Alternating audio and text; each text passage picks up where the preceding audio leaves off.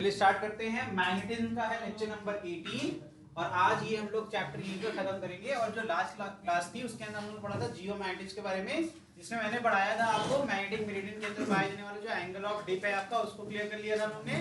और यहाँ पर जो है horizontal component of earth magnetic field के बारे में सीख लिया था। एक हम लोग ने अब यहाँ पर एपरेटस सीखा था जिससे हम लोग कैलकुलेट करते हैं कितना एंगल ऑफ डिप है। इसका नाम क्या है? Dip circle. ठीक है, इसमें क्या होता है? वर्टिकल सर्कुलर रिंग होती है जिसपे मेजरमेंट के लिए आपकी रीडिंग होती है। और यहाँ पर बीच में निडल क्या होती है? वो कंपास वाली निडल होती है जो कि मैग्नेटिक होती है, जो कि हमेशा अलाइन होती है किसके अलोंग? Resultant magnetic field. अब इसमें दो पोल होते हैं, आपको अच्छे से पता है। निडल के अंदर एक नॉर्थ होता है, एक साउथ होता है। तो मैंने क्या सिखाया था कि नॉर्थ वाला नॉर्दर्न हेमिस्फीयर में क्या होगा? डिप लेगा, और साउथ वाला पोल जो है वो साउदर्न हेमिस्फीयर में डिप लेगा। और कितना एंगल बन रहा है वो यहाँ से हम लोग स्केल से निकाल सकते हैं। तो ये था आपका यहाँ पर बना हुआ एक बड़ा डायग्राम जो दिख रहा है तुम्हें। यहाँ पर ये डार्क वाला हमेशा नॉर्थ को रिप्रेजेंट करता है। मतलब ये वाला डायग्राम किसका होगा? नॉर्दर्न हेमिस्फीयर का रहा होगा। अब आपको अच्छे से याद होना चाहिए नॉर्दर्न हेमिस्फीयर क्या होता है और साउदर्न हेमिस्फीयर क्या होता है। कैसे सिखाया था मैंने? इक्वेटर के ऊपर जाओगे नॉर्थ पोल की तरफ जाओगे, मैग्नेटिक नॉर्थ पोल की तरफ तो नॉर्दर्न हेमिस्फीयर, और नीचे की तरफ जाओगे तो साउदर्न हेमिस्फीयर। क्लियर है ना ये? तो मैंने ये चीज आप लोगों को सिखाई थी। आज हम लोग पढ़ने वाले हैं एप्लीकेशन ऑफ जियोमैग्नेटिज्म, जिसमें सबसे पहला टॉपिक क्या है आपका? Tangent galvanometer. हेडिंग डाल लो टैंजेंट गैल्वेनोमीटर। यहाँ हेडिंग लिखिए आप, टैंजेंट गैल्वेनोमीटर। ठीक है बेटा, पहले इसका फिगर देख लेंगे। अभी बेटा इस पे आएंगे, परेशान मत हो। ये देखो कुछ इस प्रकार का दिखता है, क्योंकि ये फिगर क्लियर नहीं है। आपका ओरिजिनल ऐसे दिखता है ये, ठीक है। तो दिख रहा होगा तुमको एक यहाँ पर निडल है, मैग्नेटिक निडल है, और यहाँ पर रीडिंग के लिए मीटर बना हुआ है। ठीक है, ध्यान से देखना। ये जो आपको दिख रहा है ये क्या है? कॉइल है ना, कॉइल है। जो यहाँ पर इसके जो यहाँ पर आपका कनेक्शन होता है इस कॉइल का, जिसमें से करंट फ्लो करेगा। ठीक है, अच्छा एक चीज क्लियर हो गई कि यार ये सर्कुलर कॉइल है, तो सर्कुलर कॉइल का जो मैग्नेटिक फील्ड होता है वो सेंटर से पास होता है। और वो डिपेंड करता है सर क्लॉकवाइज है या फिर एंटी क्लॉकवाइज। अपन कैसे करते हैं? Right hand thumb rule use करते हैं, राइट। तो मैं अगर डायरेक्शन ऑफ करंट बता दूंगा तो आपको पता चल जाएगा कि भैया जो ये आपका सर जो भी रखा हुआ है स्केल मैग्नेटिक फील्ड रखा हुआ है, इस प्लेन की तो परपेंडिकुलर डायरेक्शन में मैग्नेटिक फील्ड होगी। नहीं पच रहा हो तो फिर से सोच लो। ठीक है, मैंने कहा ये मेरे सर्कल था, मेरा हाथ क्या है? उस व्हाइट वाले स्पेस को रिप्रेजेंट करता है। मैंने कॉइल कैसे बनाया? वर्टिकल सर्कल बनाया। ठीक है, तो जो आपकी मैग्नेटिक फील्ड होगी तो अंदर जाएगी तो बाहर जाएगी तो ऐसे ही ना कट करते हुए जाएगी। ठीक है, अभी मैग्नेटिक निडल मान लो ऐसे है, तो एंगल कुछ बनाएगी कि नहीं बनाएगी? तो इसका मतलब है कि अगर देखेंगे तो ये what is this? This is along the surface, यानी कि horizontal component of magnetic field इसी में से होकर गुजरेगा। BH जो जाएगा वो इसी से होकर गुजरेगा। और मेरा जो मैग्नेटिक फील्ड होगा वो हमेशा BH के परपेंडिकुलर रहेगा कि नहीं रहेगा? रहेगा ना। अब BH और आपको मैंने नया मैग्नेटिक फील्ड दे दिया B0। अच्छा मुझे बताओ, दो मैग्नेटिक फील्ड हो गई। अब दो मैं ऐसे उंगलियों से कर देता हूं। ठीक है, एक हो गया आपका BH, आपको कल ही सिखा दिया था BH क्या होता है? Horizontal component of earth magnetic field. ये मैंने क्रिएट किया कैसे? वो कॉइल जो लगाया था उससे मैग्नेटिक फील्ड जो बनी वो B0 लेगी। अच्छा, अब ये जो निडल बीच में है वो तो हमेशा रिजल्टेंट मैग्नेटिक फील्ड की तरफ जाती है। हाँ। तो वो बेचारी जब अट्रैक्ट होगी तो रिजल्टेंट इसका आएगा, BH और B0 का रिजल्टेंट कहीं बीच में नहीं आएगा। तो जहां पर भी आएगा क्या निडल वहां नहीं जाकर रुकेगी? रुकेगी ना। क्लियर है कि नहीं है? yes, जब ये नहीं डायरेक्शन करंट जीरो रहेगा तब ये BH की वजह से होगा डिफ्लेक्शन, तब BH का डिफ्लेक्शन होगा। जैसे B0 आएगा तो मैग्नेटिक फील्ड का नेट मैग्नेटिक फील्ड कहीं बीच में आएगी दोनों के। हाँ। तो इसका मतलब है मैंने क्या सिखाया था? हमेशा जो मैग्नेटिक फील्ड किधर अट्रैक्ट होगी? जहां पर नेट मैग्नेटिक फील्ड होगी। तो ये जो एंगल बनाएगी वो BH और B0 के बीच वाली जो नेट मैग्नेटिक फील्ड वहां बनाएगी नहीं बनाएगी? आ रहा है समझ में? ठीक, तब सुनो ध्यान से। जो डिफ्लेक्शन आएगा, सुनना ध्यान से मैं क्या कर रहा हूं। जो डिफ्लेक्शन आएगा वो किस वजह से? करंट वजह से आया। तेज नहीं बोलो। करंट की वजह से कैसे आया भैया? सर करंट फ्लो करा रहे थे, तो जितना करंट फ्लो कराओगे उसके हिसाब से यहाँ पर मैग्नेटिक फील्ड इंड्यूस होगी। अभी मैग्नेटिक फील्ड आएगी उसके बाद ही तो अपनी जो लास्ट पोजीशन है उससे निडल डिफ्लेक्ट होगी। फिर से सुनना, पहले जब मैंने कहा मैंने कोई करंट नहीं दिया, जैसे एक खरीद के लेके आए कंपास खरीद के लेके रख दिया ऐसे हाथ में, तो उस समय जो वो डिफ्लेक्शन जो भी डायरेक्शन दिखाएगा वो horizontal component of earth magnetic field है कि नहीं है? कैसे सिखाया था हमने? हॉरिजॉन्टल कंपोनेंट हमेशा सरफेस के अलोंग होता है, वर्टिकल हमेशा नीचे। जब आपका नीडल ऐसे रखा हुआ है तो उस पर सिर्फ एक ही काम कर रहा है, दैट इज BH काम कर रहा है ना, क्योंकि जो आपका निडल है वो कैसे घूम रहा है, इस तरीके से घूम रहा है। अच्छा ये बताओ किस तरीके से घूम रहा है, नीचे की तरफ ऐसे खींचूं इसको तो भी कोई फर्क पड़ेगा, तो घूमता रहेगा।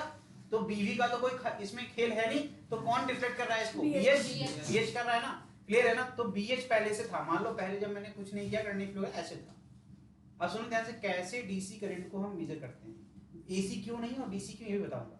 डीसी में कांस्टेंट करंट होता है, चेंज कभी करंट नहीं होता है, तो इसका मैग्नेटिक फील्ड भी क्या हो, यूनिफॉर्म मैग्नेटिक फील्ड होगी।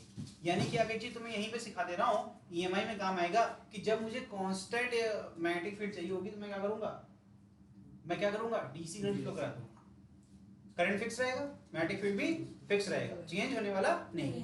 अच्छा बॉस, तो मतलब जितना करंट बढ़ाऊंगा उतना मैग्नेटिक फील्ड बढ़ेगा, हमने याद होना चाहिए आप लोगों को, है ना, आई होता है न्यूमरेटर में, तो जितना करंट बढ़ेगा उतना मैग्नेटिक फील्ड बढ़ेगा, ठीक है। अब उसके आने के बाद ही इसका नेट मैग्नेटिक फील्ड कहीं बीच में जाएगा, तो डिफ्लेक्शन उसके बाद ही होगा। तो डिफ्लेक्शन किस पे डिपेंड करता है सर, करंट पे डिपेंड करता है, करंट ही तो है जिसकी वजह से डिफ्लेक्ट हो रहा है, करंट जीरो हो जाएगा, वापस से ये जीरो पे आ जाएगा। तो हम रेफरेंस लाइन कौन सी लेंगे, जब बीएच पे था, समझ में आया। तो इसको गैल्वेनोमीटर कैसे बनाया, इसको हम लोग ने एक्चुअल में हमें करंट को मेजर करना था, तो हमने ऐसा सेटअप बनाया कि करंट से डायरेक्टली प्रोपोर्शनल हो जाए क्या, डिफ्लेक्शन ऑफ द निडल। तो जितना करंट बढ़ेगा वैसे वैसे आपका, तो मल्टीपल प्रैक्टिकल्स के बाद हमें क्या मिल गया, हमने इसकी मार्किंग कर दी, रीडिंग की मार्किंग कर दी कि भाई हम करंट ऐसे ऐसे बढ़ाएंगे तो इसकी रीडिंग कितनी आई, कितना डिफ्लेक्शन शो करेगा। और इसमें कभी चेंज होगा क्या, अर्थ की मैग्नेटिक फील्ड चेंज जाएगी नहीं होगी ना, वो तो अपना अपना बना के रखेगा, है ना। तो बहुत हो सकता है तो रिवर्स हो सकता है, लेकिन वो भी बहुत सालों में होता है, बहुत सालों में होता है, जब आपका क्रस्ट चेंज होता है तभी होता है, नहीं तो नहीं होता है, ठीक है। तो इसका मतलब क्लियर हो गया कि भैया यहाँ पर जो डिफ्लेक्शन आ रहा है वो डायरेक्टली प्रोपोर्शनल है करंट के, तो इस इंस्ट्रूमेंट का इस्तेमाल कर सकते हैं हम लोग करंट को मेजर करने के लिए। तो इसको क्या बोला गया, टेंजेंट गैल्वेनोमीटर। पूरा एक्सप्लेन हो गया। अब देखो इसी की चीज को लिखना है तो ये फिगर थोड़ा ब्लरी था, तो मैंने आपको दूसरा फिगर दिखा दिया। तो ध्यान से देखो फिर से, यहाँ पे क्या लिखा हुआ है, it is an instrument which can detect measure electric DC current. AC क्यों नहीं, अब यही सवाल आता है ना कि सर डीसी ही क्यों, एसी क्यों नहीं। तो डीसी माने डायरेक्ट करंट जिसकी वैल्यू फिक्स है ना, प्लस प्लस रहेगा, माइनस माइनस रहेगा, बैटरी ले लो, सेल ले लो, ये क्या है डीसी है ना, एक बार प्लस प्लस रहेगा तो माइनस। लेकिन एसी में क्या होता है सर, वर्ड यूज होता है अल्टरनेटिव, यानी कि सर पोलैरिटी चेंज होगी, एक बार प्लस एक बार माइनस, प्लस माइनस। अच्छा प्लस माइनस करने से होगा क्या, मैग्नेटिक फील्ड डायरेक्शन एक बार बाहर एक बार अंदर, है ना, बार बार आपका चेंज होगा, तो एसी मेजर हो पाएगा, नहीं हो पाएगा। बिकॉज हमें क्या चाहिए, मेजरमेंट के लिए हमें इक्विलिब्रियम पोजीशन चाहिए होती है बेटा। इक्विलिब्रियम मतलब कि जब मैग्नेटिक नीडल किसी एक ऐसे पॉइंट पर पहुंचे जहां पर नेट क्या हो जाए, जीरो, तभी तो वो रुकेगी, नेट नीडल हिलती रहेगी ना ऐसे हल्की हल्की, जब वो स्टेबल हो जाएगी तभी रीडिंग ले सकते हैं। तो ऐसे केस में आपको सिर्फ डीसी ही चलेगा। देखिए आगे लिखा है, it is also called moving magnet type galvanometer, because जो मोशन में निडल है वो क्या है, वो मैग्नेटिक है। समझ में आ रहा है ना। तो इस प्रकार से लिखते साथ साथ लिखिए, प्रिंसिपल क्या है, it is based on tangent law.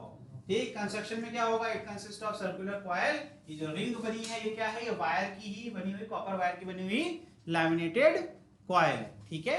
आगे देखिए, जिसमें नंबर ऑफ टर्न्स क्या है, इंसुलेटेड कॉपर वायर है, एक से ज्यादा होंगे, bound over a vertical circular frame. दूसरा क्या कंपोनेंट है, a small magnet compass needle is pivoted मतलब fixed है at center of vertical circular coil. This needle can rotate freely in horizontal plane. अब ये सब चीजें याद कर लो, जब कोई बोले वर्टिकल प्लेन और जब कोई बोले हॉरिजॉन्टल प्लेन, ठीक है। वर्टिकल प्लेन बोलेगा तो आपको पेपर ऐसे कॉपी ऐसे कर लो, दिस इज वर्टिकल प्लेन। जब कोई बोले हॉरिजॉन्टल प्लेन तो ऐसे कर लो, और पेपर पे एक बार प्रैक्टिस कर लो, ऐसे सर्कल बना लो, ये क्या है, जब ऐसे कोई घूमेगा ऐसे, इसका चाहे क्लॉकवाइज चाहे एंटी क्लॉकवाइज, ये क्या है हॉरिजॉन्टल प्लेन में। जब यही सर्कल आपका पिछली बार डिप सर्कल में क्या हो रहा था, नीडल ऐसे चल रही थी, है ना, तो ये दोनों रोटेशन, कोई रोटेशन, आपका ये वर्टिकल प्लेन में रोटेशन हो रहा है, ठीक। तो ये कहां जो नीडल है वो किसमें चल रही है, हॉरिजॉन्टल प्लेन के अंदर घूम रही है, ठीक है। इसका मतलब है कि यहां horizontal component of earth magnetic field अपन ले सकते हैं, समझ में आ रहा है ना। चलो आगे देखिए, इसके आगे फटाफट, ठीक। अब पढ़ते हैं टेंजेंट लॉ क्या होता है, ठीक। ये डायग्राम देख के कई लोगों को डर लगेगा लेकिन अभी समझ चुके हैं तो अभी आपको एक सेकंड समझ में आएगा, ठीक बेटा। ध्यान सुनना, यहाँ पर BH बना हुआ है, मैं डायग्राम रीड्रॉ करूंगा, ठीक है, मैं डायग्राम को रीड्रॉ करूंगा। ये क्या है पता है, हमने बेटा एक तो कॉपी चाहिए होगी, ठीक है, जो ये आपकी कॉइल ऐसे रखा हुआ था, ठीक है, मैं एक पन्ना खराब कर दूं? एक पन्ना खराब कर दूं? ये वाला खराब कर दे, पेन दो भाई। देखो आपका इस प्रकार से कॉइल बना हुआ है, ये आपका क्या है? कॉइल। ठीक है भाई, जो आपकी निडल है वो इस प्रकार से थी, है ना, ये निडल है। ठीक है भाई, देखो आर्ट की क्लास नहीं, काम वर्क का बनाएंगे जितना आपको समझना है। ठीक है, ये दिख रहा है अच्छे से। अब ये देखो ध्यान से, क्योंकि समझ नहीं पाओगे, हंस रहे हो लेकिन समझ नहीं पाओगे। रीजन क्या है? समझ ले नहीं पाओगे। ये कॉइल इस प्रकार से है, अब मैंने क्या कर दिया, इसको रोटेट कर दिया, इस पूरे प्लेन को रोटेट कर रहे हैं। तो अब ये कॉइल इस तरीके से कर रहे हैं कि आपके सामने आ जाए, जिससे कि एक जगह आपको लगे कॉइल का वायर आपकी तरफ, जब मैं कट करके इसे निकालूं, यहाँ डॉट का मतलब ये वायर ऐसे बाहर आ रहा है, नीचे क्रॉस का मतलब वहां से वायर अंदर जा रहा है, यानी कि रिंग क्या हो रही है, इस स्क्रीन से निकल रही होगी और अंदर की तरफ जा रही होगी।